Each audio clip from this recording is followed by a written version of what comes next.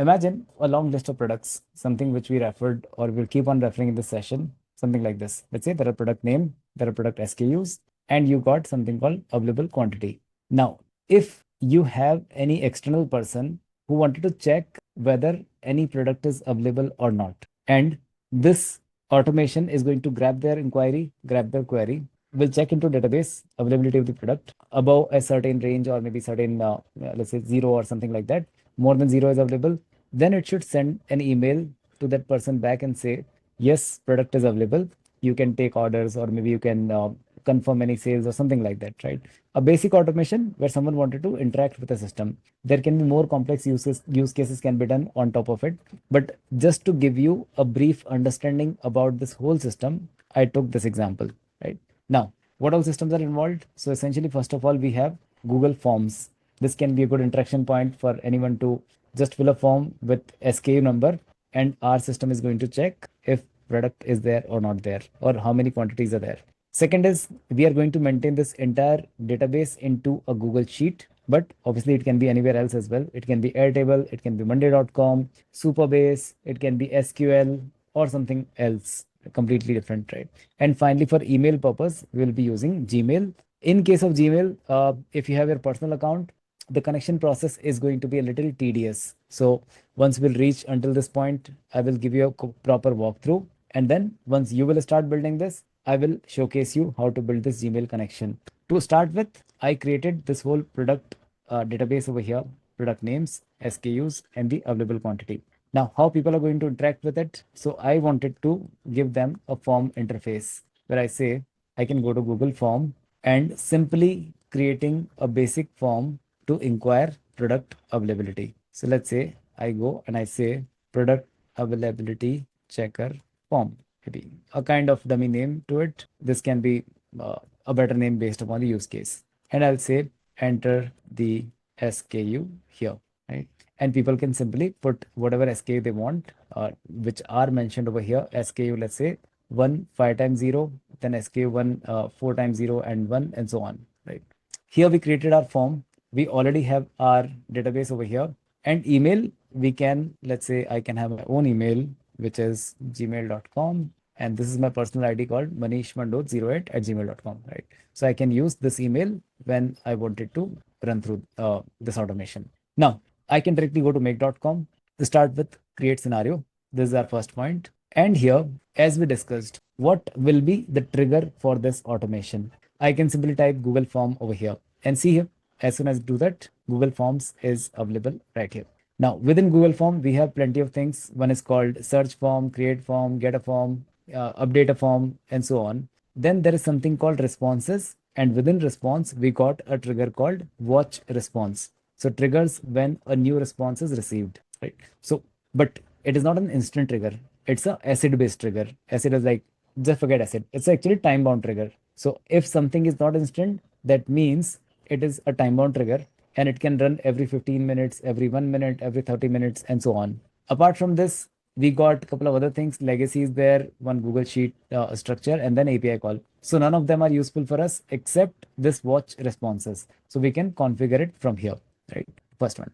Now, make doesn't know which form we are talking about or where we created the form. So we should first establish our connection with the form, right? So if I click on this, I say add connection. If you're doing for first time, it will ask you here itself, create a connection. But in case I already did multiple times, I got multiple accounts. So I can simply add one more connection. It can be different account or it can be same account reconnected with a new connection type. So I say add. Here I can give it a name. I'll say 6th September class and simply sign in with Google. Let's see what happens. So this is a connection type where we did in session authentication. We haven't put any API key. We did not put any authorization code, access token, nothing like that. Now it is asking us which form should I look at? Because if I go into my own Google Forms, I got plenty of many forms over here, right? More than 100 forms are already listed over here. So make doesn't know which form I'm talking about. So either I can give it a form ID. From where I'm going to get form ID, click on this. Now, one more small hack over here.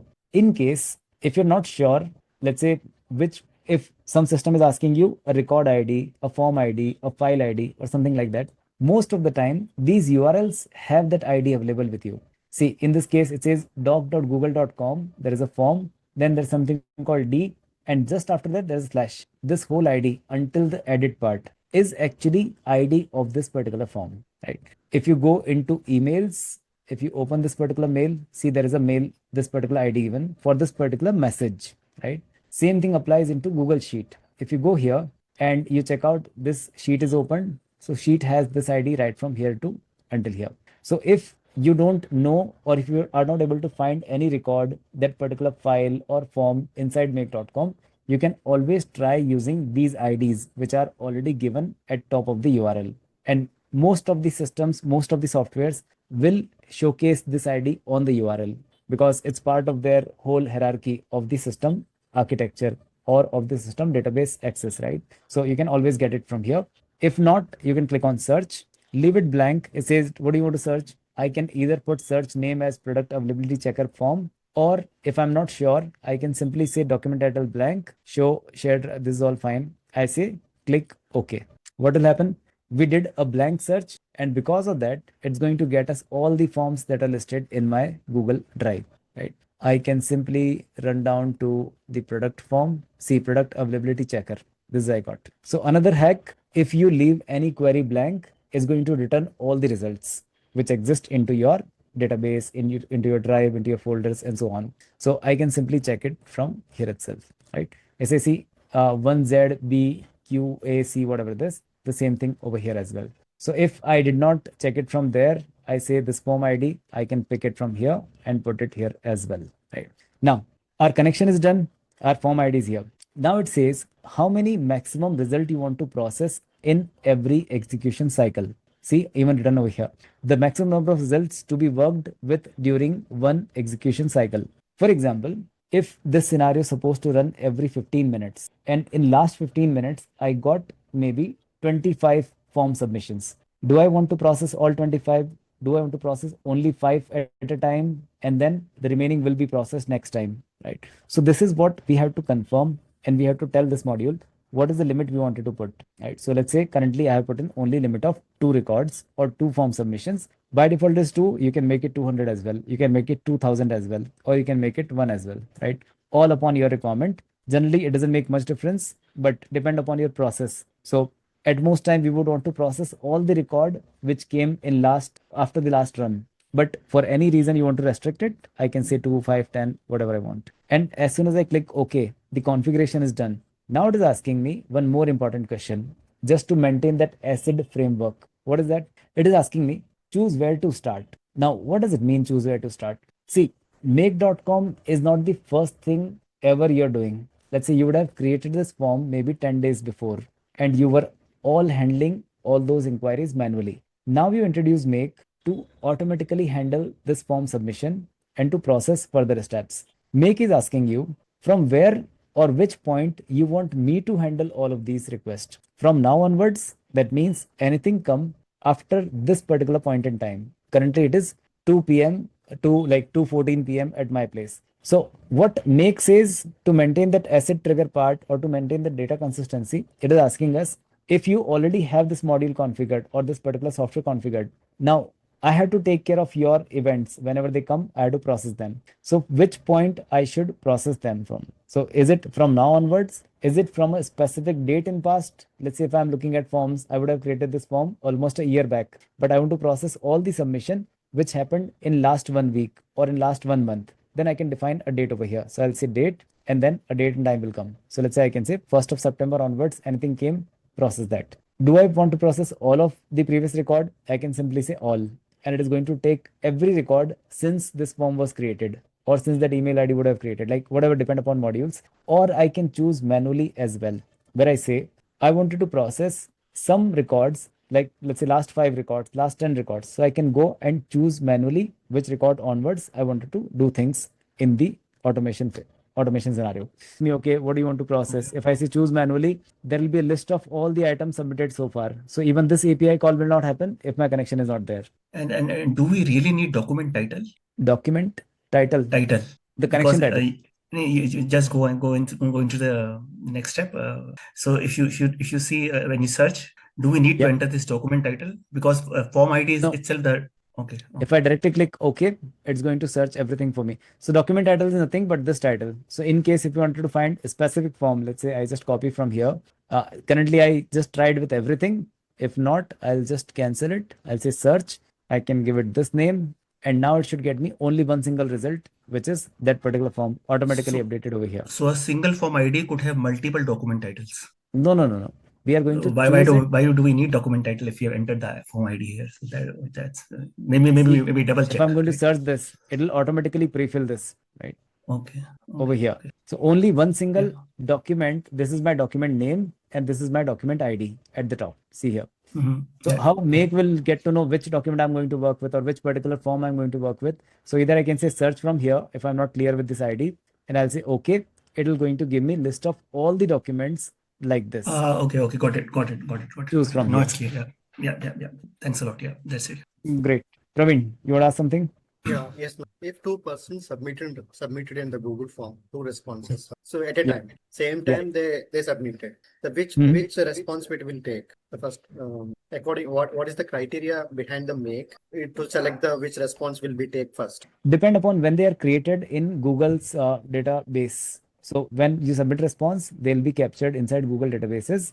And if they are both same time, they both will be taken like record one, record two. It's all Google which can decide like which record was inserted into the database first, right? Okay, go But anyways, this is not an instant trigger. It is a scheduled trigger. See, it is going to work every 15 minutes. So whatever submissions are coming in last 15 minutes, they all will accumulated and will process after 15 minutes. So it doesn't make much difference even if multiple people are submitting at the same time. If at all it was an instant trigger, for example, what you're trying to say, and two people are submitting at the same time, exactly even same milliseconds as well, then both will trigger simultaneously at the same time. Right? So it is not going to follow any sequential thing like your response will come first and then my response will go second. They both will work this automation workflow all together. I'll show you that. Great. Now, since I made first response over here, let's go and check if I run this once manually myself, see what happens. It got me one response, one answer. See, this is how it looks like. Response ID, the created time, entered SKU here. So this is the question ID, and then my answer goes like this. This is the value what I entered over here. Let me zoom in a little bit. I hope you guys can see. So, and credit use is one. Just forget this credit use. We'll discuss this later on. But essentially, the output has one bundle because there is a one submission. Here is the response ID, the created time. This much information Google actually store or capture when someone submits a response on this form, right? So same way, enter SKU here was the question. Google is maintaining a question ID as well. So whenever I create a new questions in my form, they'll maintain a question ID. Then there is a text answer, and the answer value is this. So see here, it's a collection array. There is a collection, and then there is a value, and this is the key pair. So value is called the key. Value is called as a key, and then this SKU is a value into this whole JSON. Now, if I go back, this was make's response format, like how make represent data. But if I go and try to inspect what is the JSON format behind this. So if I click on this output and then I'll say download output bundles. This is nothing a download, but it just showcase you the underlying information. If I click on this, see here, this is the JSON being written behind this whole data, which you would have seen there. And how it is structured? This is the key of response ID and the whole value. Time is a key and the time stamp is the value. Then same way over here, we have collection, the question ID, there is a question ID, answer, this answer value, and the actual answer submitted by that person, right? So you don't have to worry about again, it's just a JSON which make is handling, but what we get to see is things like this, right? Now, once we have this response coming in for us, and even there is a data, like how much data is being transmitted is 257 bytes of data being transmitted, and we can even visualize credits and everything. Now, if I go ahead and say this particular submission done by someone, I want to check if this SKU is available with me, first of all. And second is, does this SKU have any quantity more than 0? Then I'm going to respond to them and say, okay, yes, we have this product available in our stocks. So you can place an order or something like that. So next, I'm going to add a Google Sheet module because my database is stored inside a Google Sheet like this, right? So I'll say Google Sheets over here, and or you can just search like this, right? Google Sheets. Now within Google Sheet, if you closely watch, earlier we had a trigger at the top, which was called watch new raw. But now there is no trigger as such. Only one trigger can be added. And because of that, and even since it's a second module, so trigger can be at only at the first place to start the workflow. Trigger cannot be or never be on the second place, right? So obviously it's not going to start, like multiple triggers are not going to start workflow, and second place cannot be as a trigger. So that's why even if you add any other model, any other application, you will not see any triggers at the second place. Now, what we have to take action, we wanted to search this SKU submitted by the person into our Google Sheet and check if this SKU is available and what is the quantity. Now, if I go here within Google Sheet, there are things like add a raw. It's not relevant for me. I wanted to search that particular item. Update a raw, obviously not relevant. Bulk add, bulk update, not relevant. We have something here called search raw. So let me choose the search raw. Again, Google is going to ask me connection because it's a separate module. So I'll have to go here, add a connection. I can simply say G Sheet connection 6 September. Sign in with Google. Since these are different services, that's why I have to add multiple connections from Google. Okay, admin grow stacks, that's my ID. And we can click continue over here. Okay, the connection is done. Says verifying connection, all good. Perfect. Now look at this closely. The Google Sheet module is something which is being most used across make.com as a platform. If you like look out for the most used application on automation scenarios, Google Sheet is on the first place.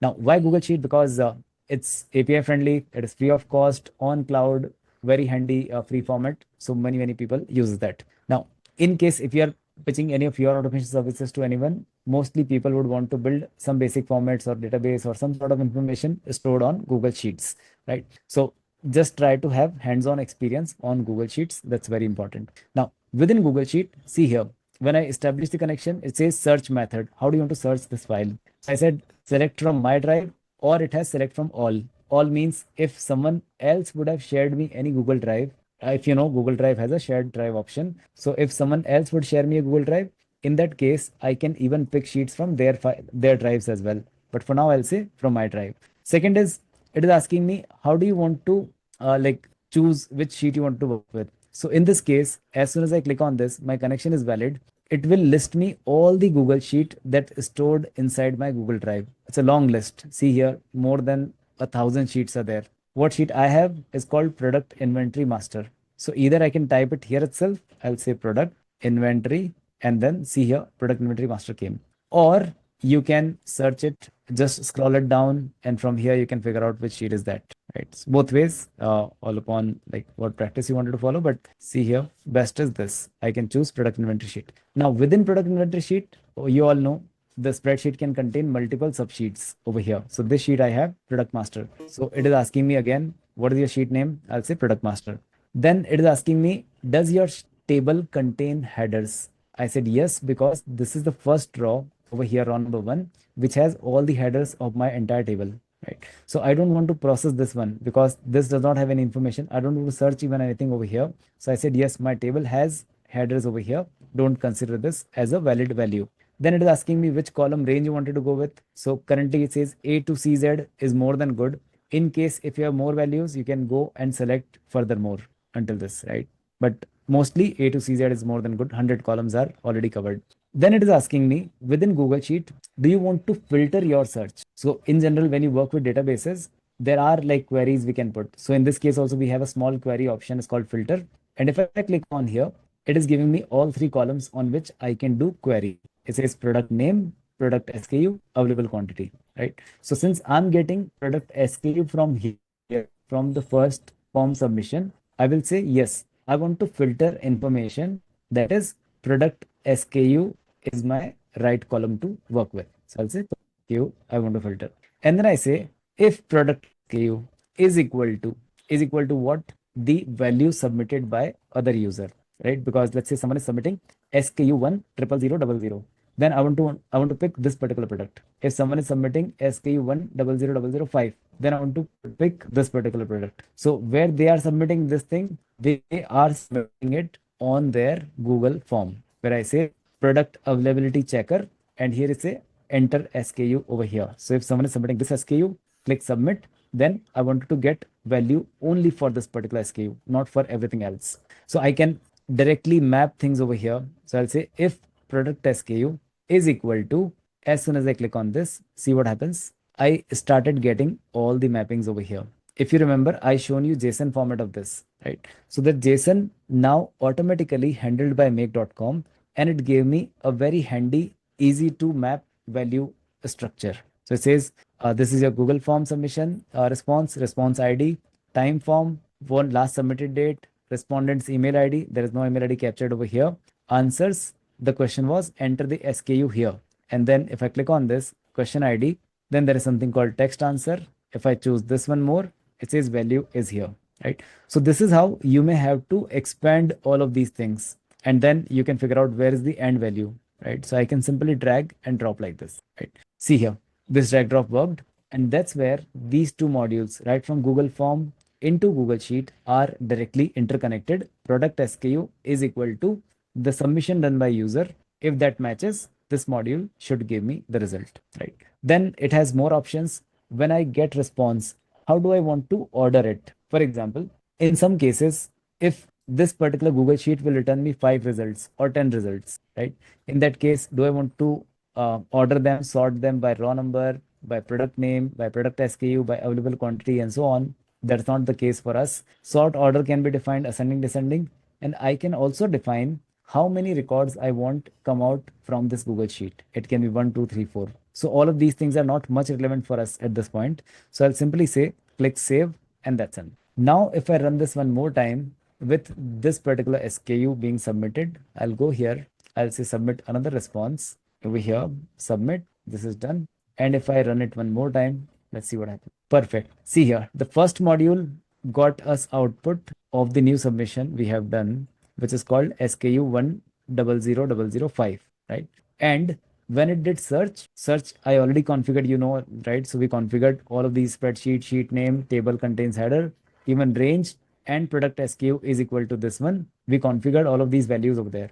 Now, if I open this small button, this small blob over here, or this small bubble, it has two things. One is called input and second is called output. And they both happened in one single operation. So to run this operation, to run this task, make has to give some value to this Google Sheet, asking that, can you help me get data for this, right? So there is supposed to be an input to Google Sheet and there is supposed to be an output of this Google Sheet module. Now, in this one operation, what is the input? Input is search method. We are searching from our own drive. See, this all thing we configured inside our Google module itself, this Google Sheet module. So there's nothing new. I'm just trying to showcase you how this looks like. Then we said we wanted to filter something. We want to filter column B where text is equal to this SKU. And the SKU is coming from mapping of this particular module, right?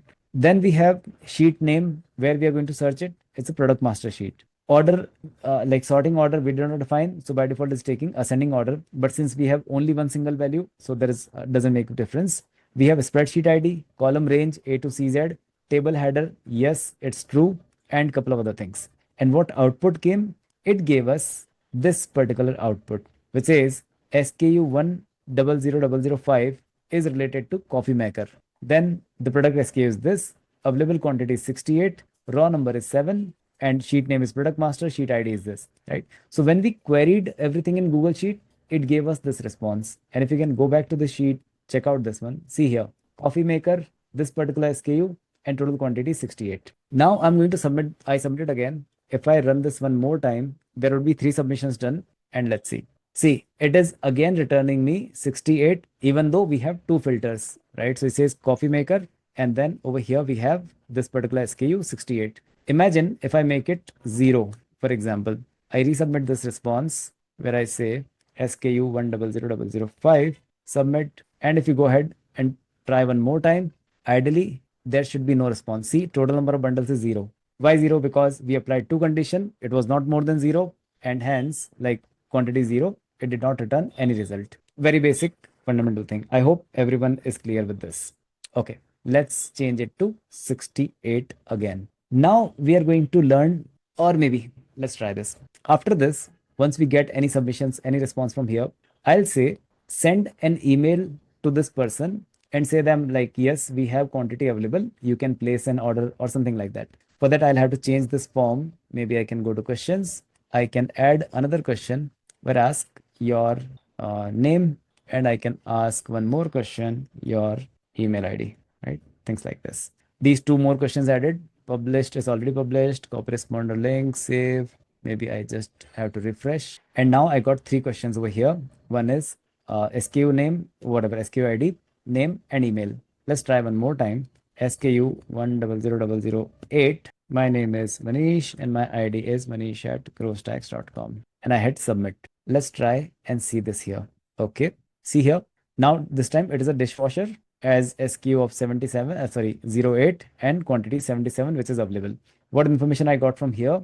Earlier I was getting only one single answer, which was enter your SKU here. This time I got two more questions. See, this is a collection, and inside this collection I got multiple collections. That means like I have multiple answers coming in from Google Forms. So if I go with text answer over here, this is collection inside this array, and then furthermore my email address. SKU is fairly straightforward. See, this is how you have to inspect this data. SKU is coming here, and then this is supposed to be my name coming in here as Manish, right? So that's where you should learn how to play with this data, how to like read this data, structure everything, because this is what is the blood or the core hope of this entire automation workflow. If you can play with this data, almost 70% things are done. You just have to apply 30% logic and your workflow will be working.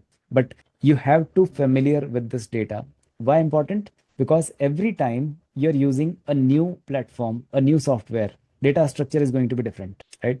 Google Form follows this thing. If you go here in Google Sheet, it follows a plain structure like this, right? If you're using a CRM, it could have been completely different. If you're using a LinkedIn social media platform, it will be completely furthermore different, right? So things are, and that's where you have to make yourself familiar with these softwares as well. So let's say when you say Google Form, how you should build it, Sheets, how you should build it, right? That kind of sense will come into you, right? Once you'll practice it more and more.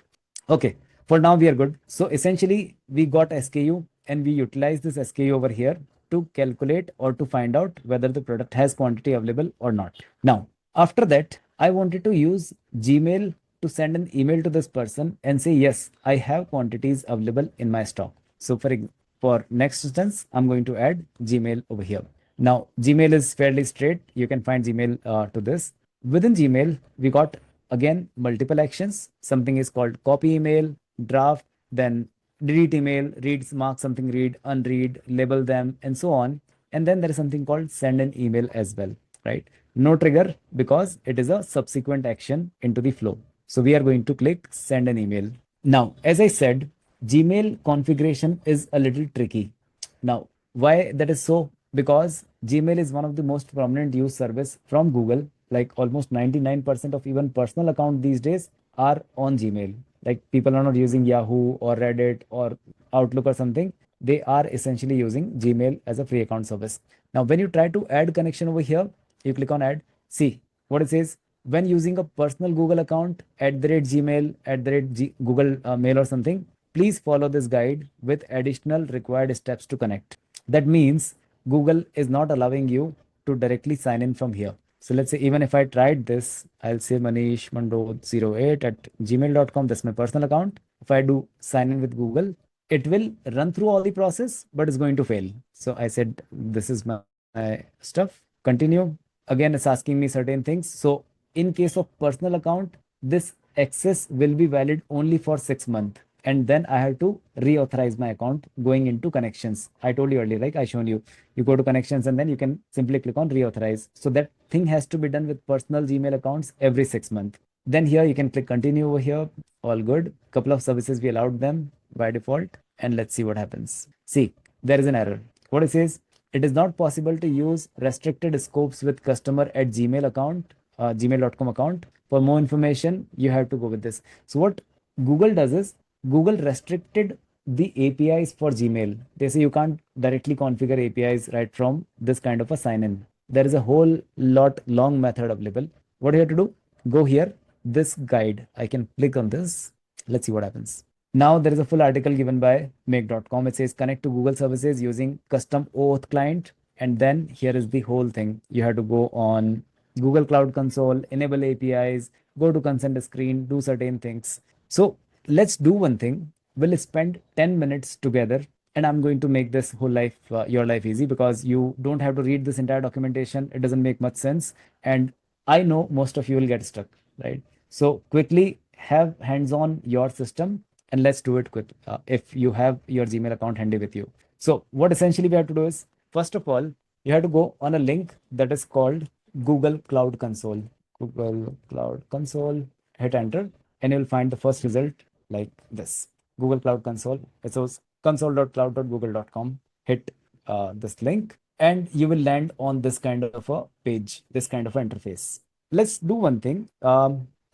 Since we are doing it together, I'm going to spend exact 10 minutes to complete this entire thing. Whenever you do each of these steps, just respond with thumbs up on your respective reactions on Zoom. Now, the second step is we should create a project on Google Cloud Console. Project is nothing but to ensure we have API access. So see here, currently I have already this project called Make to Gmail, Gmail to Make. But if you click on this, it'll ask you to create a new project, which you can by default give it name, or when you were onboarding, you had to give it a name. So that's fine. If you did not, click on this top square box, and then here you have something called new project. So if I click on this, it will take me to this window, and here I can give my project name, right? So project name can be, let's say, again, class demo project. I can give it anything, make Gmail automation, right? So must be 4 to 30 characters. I can remove part. Done. Once you do this, no need of any organization. Simply click create, right? And your project will be created over here. It says currently it's being created. Once you're maybe wait for a few seconds, and then you can see this project came, class demo project make Gmail. Done with the project creation. Or if someone would have already done this Gmail make, I saw on your screen, Rohit, as well. So this should be just a simple step. Now, once you are done with this, it was hardly a single step, should not be a big thing. Then we should move towards these three lines, this sandwich icon over here at the top right, top left. And then if you scroll down, there's something called API and services. Go over here and click enable API and service, right? So if I go here, ensure that your project is right? Whatever you created should come here at the top. And by default, like you create as soon as, it will automatically select that, or if not, click and then choose the right project which you recently created. Now, then we clicked on this burger icon, and then we move here, API and services, and we clicked on enable API and service.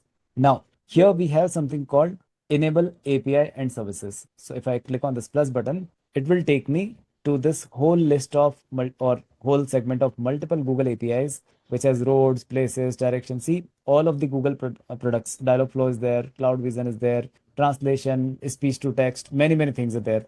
And Google got over, I think, 50 plus these kind of services. You can see here a long list of multiple things, right? So you can use any one of their APIs, but for now, what we are focused on, something called Gmail API. So either you look at this Gmail, or you can go at the top and just type in Gmail, hit enter, and you will find this Gmail API. Then once you're here, click on this and simply click enable. That was step number 1 you can consider. Now I can go back and see here. Within this, I got a couple of things. One is called, like, since we enabled APIs, below this we have credentials, consent screen, and usage agreement, and so on. Now I'll first go on the credential part, right? So click on credentials, and here we have to first fulfill this requirement, which says configure OAuth screen. So let's click on this configure consent screen, right? Once we click on this, we will have to create a small application or a small kind of another project inside this main project just to use this Gmail API. So now it says Google OAuth platform not configured yet. So I click on get started.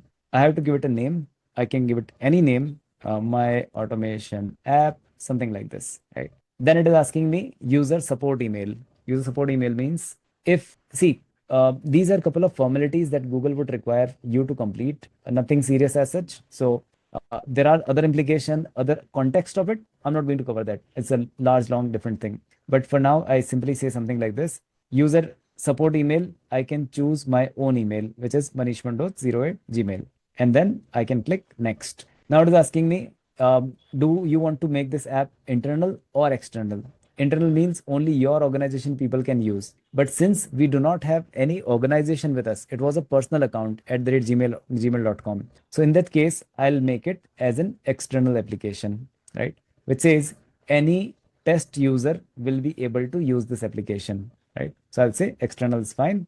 Then I'll click on next. And here it is asking me again contact information. I can put my same email address, what I have, then move next, finish, and continue, right? And finally, I'll say create this particular project or the small application inside my project. So this is second step when we configured our OAuth screen kind of thing. Now, after that, see, it is almost self-moving thing. So it says matrix, you haven't configured OAuth client for this project. Create OAuth client. I can click on this and it'll ask me to do another thing. So application type, where I'm going to authenticate this Gmail. So here I'm saying make is a web application. It's not an Android, it's not a Chrome extension or nothing like this. Make is a web application which is going to consume this Gmail API or which is going to work with this Gmail API, right? So now I'm selecting web app.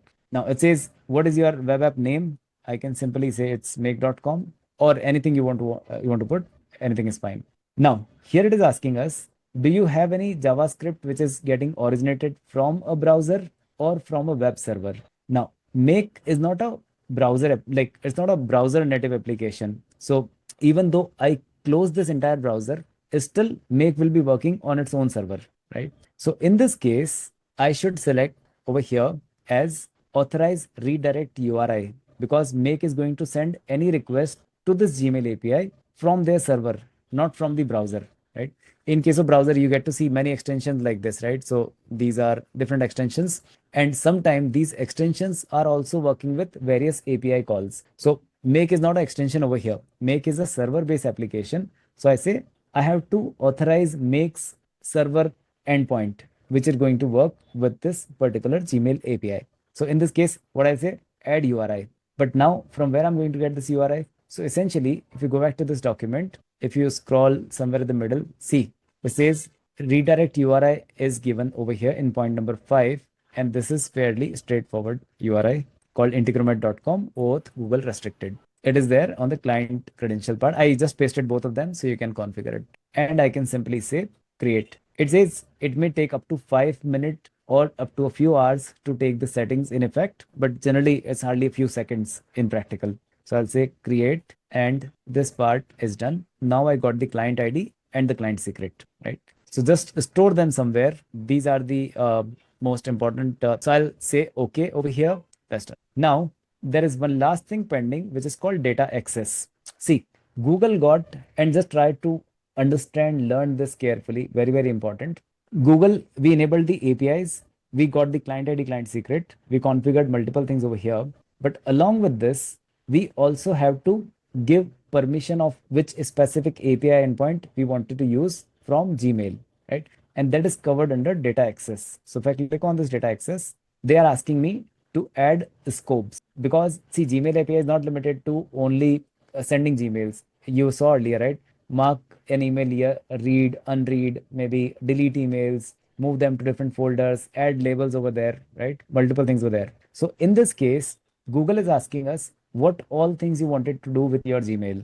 Even though you enabled all the APIs, all fine, but there are some non-sensitive and sensitive scopes are there. So if I click on add or remove scopes, I went here to data access and I said add or remove scopes. Here comes the list of multiple scopes, which are like for multiple APIs. But what I want out of this, only Gmail. So if I click on the search at the top, choose API, I get to see Gmail API over here, right? So if I click on this, only Gmail things will appear over here as a filter.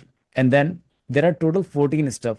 By default, this page is showing me 10. So I can just change it to 20 and I get to see all of them, right? So Gmail is done. Now over here, by default, you see total 14. The limit is of this page is 10. Just make it 20, 100, whatever. So the remaining 4 options will also come. Choose at the top, select all of them and update.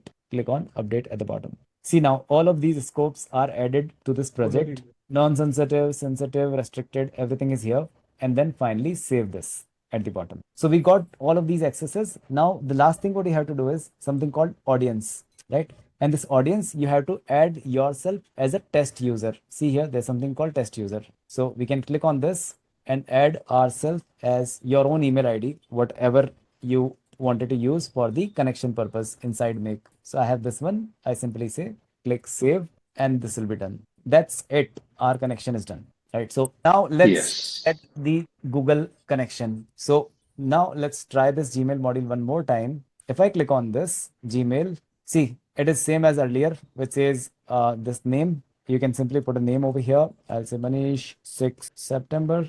Yeah. And then you have to click on show advanced setting over here, right at the bottom of this. If you click on this, it'll ask you to client ID, client secret. So I can go back and I'll say the client ID I stored over here, copy and paste. Client secret I stored here, copy and paste. And now you should click on sign in with Google. It took, by the way, more than 30 minutes to establish this. I was expecting 10 minutes, but yeah, it is. But it is worth noting that because this is one of the most complex type of connection, right? Otherwise, you'll see most of the time API keys there, copy, paste, done. But you should know how these things look like. And now you should select your account which you wanted to map into make.com, which is in my case, my personal account. I'll choose this one. Here it will say Google has not verified this app.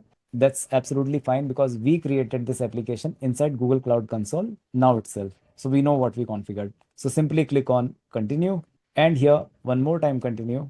Now it is saying what access we want. I'll simply say yes, read access, read whatever, read everything, and then continue one more time. And the connection should be done. Perfect. See here. Fine. I'll quickly show you a couple of more steps because more people have to go. They're messaging me personally one to one. So let's do this quickly. We have to, what you have to do is simple.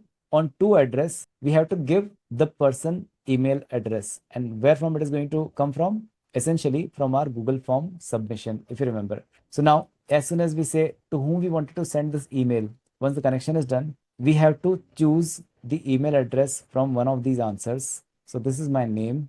And over here, if I expand all of them, this is my email address. I can simply drag and drop. This email address is now connected over here. Right? Then I say, what is the subject? I can say, congratulations, product is available. Something like this. And then fine. Since why I'm saying What if congratulations product because is not available? yes, why I'm saying it is available because we have applied a condition here that product should come out only if it has quantity more than 0, right? That means it'll always give you true result. I'll tell you what if it is not. We'll come to this. Then we have content. Hey, Manish, or maybe not Manish actually. It may not always be the same person. I can go back, add a name over here inside the email itself. So I'll say drag drop, and that's where this first value is being mapped like this. Now, here I'll say, thanks for your inquiry, the product, maybe these kind of quotes. And now see here, when we inquired this product from our Google Sheet, we have this product name, SKU, and quantity. I can simply drag and drop this product name between these two, right? Has total, this is my quantity. I can drag here, units available, right? Things like this. So fairly straight, we added the connection. We took email address mapping from here to here. Then we said, congratulations, product is available. Content, where we said email content should be, hey, the person name. Thanks for inquiry. The product name is has total these many quantities available, right? And I can simply click save to this. Let's click save one more time. And now if I add another response where I say enter the SKU, which should be SKU 100008. I'll say my name is Manish. My email ID is, oh, not this one. Let's say this one. And if I submit this, see, submission is gone. If I'm going to run this one more time, let's see what happens. Perfect. See, we got the first level data, which came as the answer of all of these questions. Second level, we got this dishwasher, 77 quantity available. And third is the email being sent. So input was whatever we configured into this. Output is this particular message ID came in output. And now if I go and check my Outlook, see what happens. Let's see what happens. If I go into this, perfect. See, this email came which says, congratulations, product is available. It is coming from this email ID to this another email ID. And thanks for your inquiry. The product dishwasher has total 77 units available.